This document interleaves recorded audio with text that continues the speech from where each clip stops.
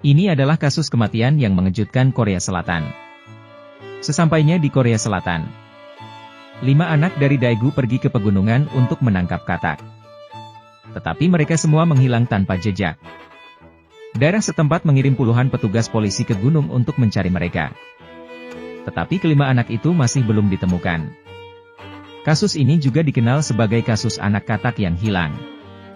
Pada hari kejadian, ibu yang kehilangan anaknya tiba-tiba merasakan ketidaknyamanan di dadanya. Ini adalah sifat manusia. Sang ibu tahu bahwa sesuatu terjadi pada anaknya. Jadi mereka pergi ke kantor polisi. Tetapi polisi itu mengatakan bahwa dia baru kehilangan anaknya selama beberapa jam. Kasusnya tidak dapat diajukan dalam waktu kurang dari 24 jam. Anak itu mungkin baru saja pergi ke gunung untuk bermain. Yang membuat semua orang ingin mengutuk. Setelah 24 jam kemudian petugas polisi pergi untuk mencarinya. Meskipun mereka mencari di seluruh gunung. Diperkirakan anak itu sudah benar-benar kedinginan sekarang. Mereka tidak dapat menemukan sehelai rambut pun. Ibunya mencoba meminta bantuan dari peramal.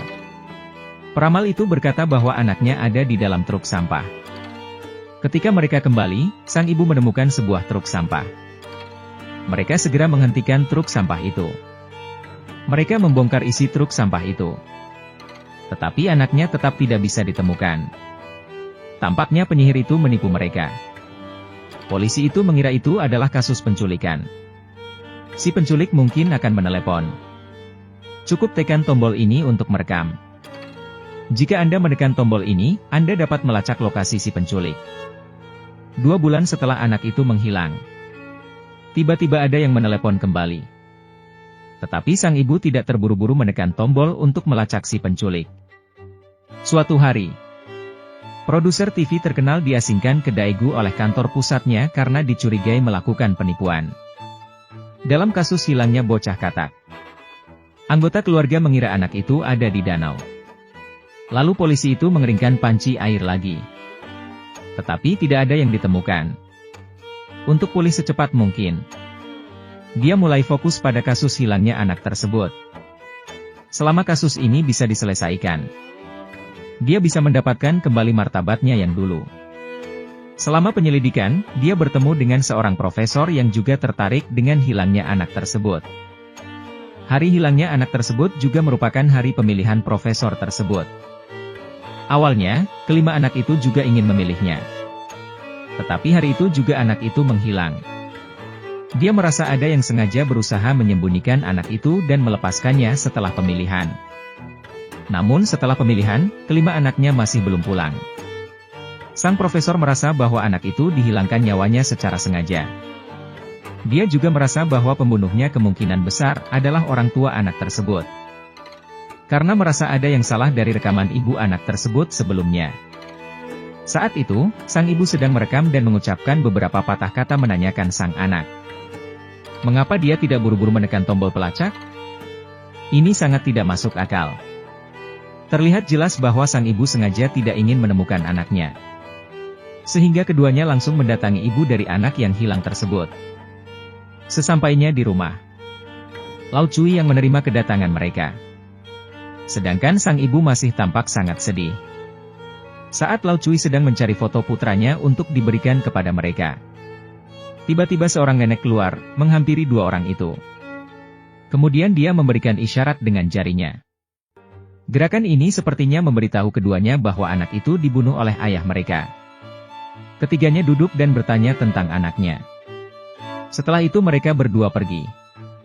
Tiba-tiba, profesor itu berkata bahwa dia akan pergi ke toilet untuk buang air. Kebetulan, Lau Cui juga mengatakan bahwa dia akan pergi ke toilet. Tetapi toilet itu sudah ditempati oleh profesor. Jadi Lau Cui harus pergi ke toilet sebelahnya. Anehnya, Lau Cui mengucapkan kata-kata aneh saat pergi ke toilet. Lau Cui berkata bahwa saat menonton video, Anda harus ingat untuk memberikan hati merah kecil. Jika tidak, Anda akan dikubur di toilet. Profesor itu terkejut ketika mendengar ini. Dia curiga bahwa Lau Cui itu bodoh, atau Lau Cui baru saja mengubur anak itu di toilet. Melihat profesor itu curiga bahwa dialah pembunuhnya, Lau Cui segera menamparnya. yang membuat mereka semakin yakin bahwa kamulah pembunuhnya. Profesor menyarankan agar mereka menggali toilet rumah Lau Cui. Gali saja, saya tidak takut. Mereka membawa petugas. Menghancurkan dinding di rumah Lau Cui. Mengambil pompa dan memompanya ke toilet. Hingga akhirnya menemukan sepatu. Mungkin milik anak itu. Tetapi detik berikutnya setelah dicuci, sepatu itu ternyata adalah sepatu anak perempuan. 5 anak laki-laki yang menghilang. Sepatu ini jelas bukan milik anak laki-laki. Profesor meminta tukang untuk terus menggali sedalam mungkin. Tetapi masih belum melihat sehelai rambut pun. Hingga tukang berkata benar-benar tidak dapat menggali lebih jauh. Profesor tidak bisa berkata-kata. Toilet sudah disedot, tapi masih tidak ditemukan. Jika Anda benar-benar khawatir, Anda bisa masuk ke dalam lubang dan melihatnya sendiri. Anak itu tidak ada sama sekali. Profesor tidak menyerah. Dia menarik nenek tua itu untuk membuat isyarat sebelumnya. Untuk mengidentifikasi pembunuhnya. Lalu nenek itu segera memberi isyarat yang sama. Profesor berpikir bahwa Lau Cui adalah pembunuhnya. Jika tidak, bagaimana mungkin isyarat itu ditujukan padanya? Nenek tua itu menoleh ke profesor dan memintanya untuk melihat ke belakang. Nenek tua memberikan isyarat yang sama dan menunjuk profesor. Anda pembunuhnya. Profesor itu terkejut. Nenek tua membuat gerakan ini kepada semua orang. Penduduk desa mengatakan bahwa sebelum cucunya menghilang, neneknya sudah seperti ini. Sekelompok penduduk desa mulai menyebut nenek tua gila. Akhirnya profesor harus pergi dari sini dalam keadaan malu. Seperti tikus menyeberang jalan. Semua orang berteriak dan memukuli mereka. Beberapa tahun kemudian, ayah yang sedih itu langsung pergi ke tempat lain. Anak yang sudah lama hilang itu hanyut terbawa hujan deras dan menyebabkan tanah longsor. Tanpa sengaja melihat beberapa kerangka anak. Karena kejadian ini, Lau Jiang kembali teringat pada profesor. Dia juga mengatakan bahwa jenazahnya pasti sudah dipindahkan. Mendengar kemarahannya, Lau Jiang memukulnya dengan keras. Ayah dari anak itu telah meninggal. Beraninya kamu mengatakan hal seperti itu? Profesor itu masih tidak memperlakukan dirinya sebagai manusia selama bertahun-tahun. Lau Jiang telah banyak berubah. Setelah pemeriksaan forensik, kepala anak yang lebih tua ditusuk. Adapun senjata apa yang digunakan, ini membuatnya sangat bingung. Kemudian dia menemukan mantan polisi itu. Polisi itu memberitahu Lau Jiang bahwa dia pernah melihat pembunuhnya di rumah Lau Cui. Pembunuh itu memiliki kebiasaan berhenti untuk melihat rumah korban. Tetapi pembunuhnya melarikan diri dan polisi tidak bisa menangkapnya. Ketika kasus itu terjadi, pria tersebut memiliki bukti bahwa dia tidak berada di Daegu. Pria yang ditangkap polisi harus dibebaskan. Tetapi dia sangat yakin bahwa pria tersebut adalah pembunuhnya. Polisi memberitahu dia alamat rumah si pembunuh. Lau Jiang segera pergi ke rumah si pembunuh. Dia datang ke rumah si pembunuh untuk melihat-lihat. Karena si pembunuh tidak ada di rumah, Lau Jiang harus menunggu dalam kegelapan. Akibatnya, ketika si pembunuh kembali, dia menemukan seseorang telah berada di rumah. Pembunuhnya keluar untuk memeriksa, dan Lau Jiang sudah tertidur. Pembunuhnya tidak melakukan apa-apa. Tetapi hanya mengingat nomor plat Lau Jiang.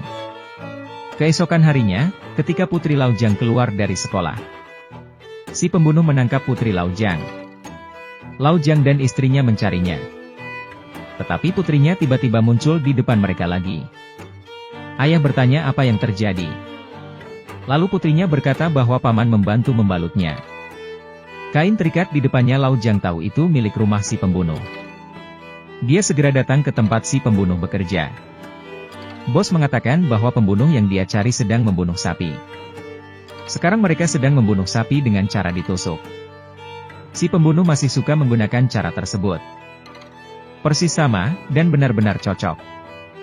Lihat cara dia membunuh sapi di tempat.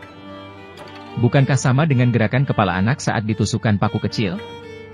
Lau Jiang bertanya apakah dia pembunuhnya. Dia ingin melawannya ketika dia naik. Tetapi Lau Jiang sudah terlalu tua sekarang. Dia sama sekali bukan lawan orang ini. Lau Jiang segera memberinya tembakan. Pria itu melemparkan bacannya lagi. Lalu mencekik lehernya dengan erat. Kata si pembunuh. Lau Jiang menangis di sini dengan marah. Dia memang seperti polisi, tapi tanpa bukti. Lau Jiang awalnya ingin menghibur anggota keluarga yang telah disakiti olehnya. Pada saat ini, sang ibu mulai memberitahu Lau Jiang. Sebenarnya dia sudah tahu anaknya benar-benar mati. Orang yang menelepon rumahnya sebenarnya pembunuh. Tapi dia tidak terburu-buru menekan tombol pelacak. Sang ibu berharap bahwa anaknya masih hidup. Daripada membiarkan polisi menyerah. Lau Jiang langsung merasa telah ditipu, dan juga merasa sangat menyesal. Pada awalnya, Lau Jiang dan yang lainnya tidak peduli apakah anak itu hidup atau mati. Cukup menemukan mayat si pembunuh dan anak itu. Mereka melakukan semua ini demi ketenaran dan kekayaan mereka sendiri. Dibandingkan dengan apakah pria ini adalah pembunuh yang penuh kebencian.